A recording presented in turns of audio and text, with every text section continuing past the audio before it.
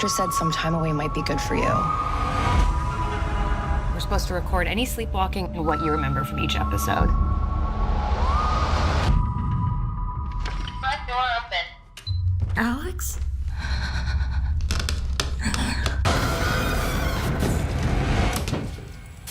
Come back to bed. While people do sleepwalk, rarely do they lash out violently.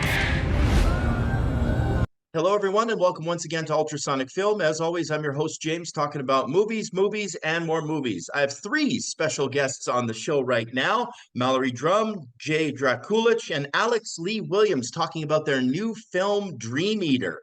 As I was mentioning right prior to the interview, I got chills in the climax on this one. It definitely did grab me. My first question, though, of course, is where did Eli Roth get involved in this film? Because he's producing the film as well. Yeah, Eli came on board because we had the very, very fortunate opportunity to play at the H.P. Lovecraft Film Festival in Portland, Oregon. And we won Best Feature there, which was like mind-blowing to us. And with that, the Unnamed Footage Fest, which is a POV and found footage festival based out of San Francisco, reached out for us to play there. And so we graciously accepted. And then as part of their PR, they were sending out screeners to influencers to sort of like drum up some buzz for the festival. And one of those reviews by Chuck Shaughnessy, your movie guy, on Instagram and TikTok went viral. And because of that, someone had sent that review to Eli, and they were like, hey, maybe you should check this movie out for the horror section. And so Eli reached out via Instagram to us. He just slid right into our DMs. And the message actually went to the spam folder, which was crazy. We never check it. And on this one particular day, it was May 10th, we checked it and we were like, oh my God, Eli Roth reached out. And he asked us if we had distribution and if he could see the film. So we were like, oh my God, of course. And then we sent it to him. And within the runtime of the film, about 90 minutes later, he said he wanted to buy it. And then our lives were forever changed. Fantastic. You know, I don't know if a lot of people realize this, but there is a big following for found footage horror films now. There's festivals. There really is kind of an underground vibe that's building on these particular genres, wouldn't you say? Oh, absolutely. Yeah. And what was cool about being at UFF was they're very conscious to not brand themselves as a horror festival. They are a found footage POV festival. Because it was cool. We saw a film there. It was called From What I Remember. And it was an incredible dramatic found footage film that really got you in the gut. Like, it was a movie that honestly, like, it felt like Moonlight, but from a found footage perspective. It was incredible. So to that point, you know, it's so cool to see how found footage horror has this rabid fan base. You know, we love found footage horror. And then just seeing the found footage itself as a genre that now can exist in all types of subgenres, like drama, thriller, horror, sci-fi, things like that. It's really, really exciting. Which horror films have inspired you? What horror films really scare you? What's really passionately inspired you, which of course may ended up resulting in making Dream Eater?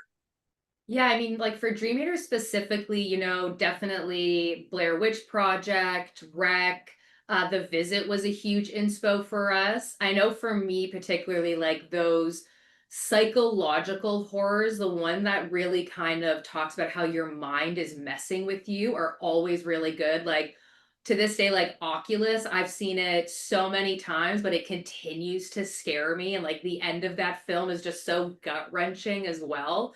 So, I mean, like those kind of horror films for me are like my favorite. The Exorcist, obviously, The Thing, like, but I'd say for Dream Eater, definitely like Blair Witch, The Visit, and Wreck were huge inspos for us. I can see you. I'm real excited about this. Thank you for the opportunity. I'm very glad. This area's been haunted by that old woman for years. I don't know why you have to have every conversation on video. Because we're making a documentary. Not about us getting lost. We're making a documentary about a witch. I know. We're lost. Admit that first. No, I know we're not lost. They're all over the place. So how do we know it was people? Well, even if it wasn't, I'm not going to play with that either. And it's all because of me that we're here now. Hungry and cold and hunted. Just want to apologize to Mike's mom and Josh's mom and my mom. Tell me where you are, Josh! crowd reaction? Because especially with such a potent ending that you guys have on there, have you had the opportunity to see it in a packed theater with people reacting to your film? I would imagine as filmmakers, a reaction from the crowd is always a very rewarding thing.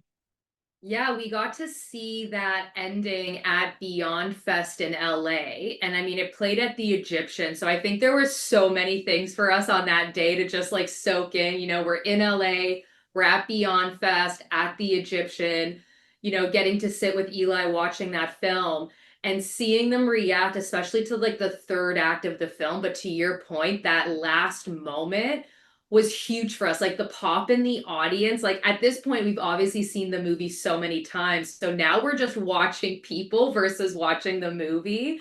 And it's always just such a trip for us to see people having any sort of reaction to the film. So it's been amazing. Honestly, like when you get those horror pops, it's huge. And then when you get those comedic pop moments too, you're like, okay, cool. Like you're like, okay, it worked. You know what I mean? We got them. Awesome. Well, I'm definitely going to be looking forward to checking out your future projects as well. Okay, so the film is Dream Eater, again, with a very, very spooky finish to it as well. I want to thank all three of you, Mallory, Jay, and Alex, for joining me here on Ultrasonic Film. I really appreciate it. Brother, Thank you for much, having man. us. It was an honor. Just said some time away might be good for you. We're supposed to record any sleepwalking and what you remember from each episode. Front door open. Alex?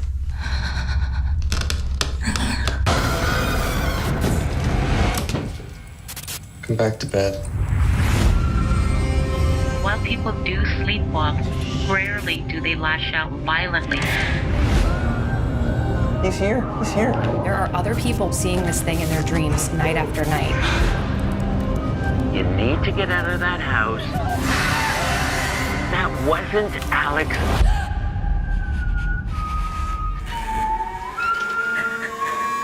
Alex, this isn't you.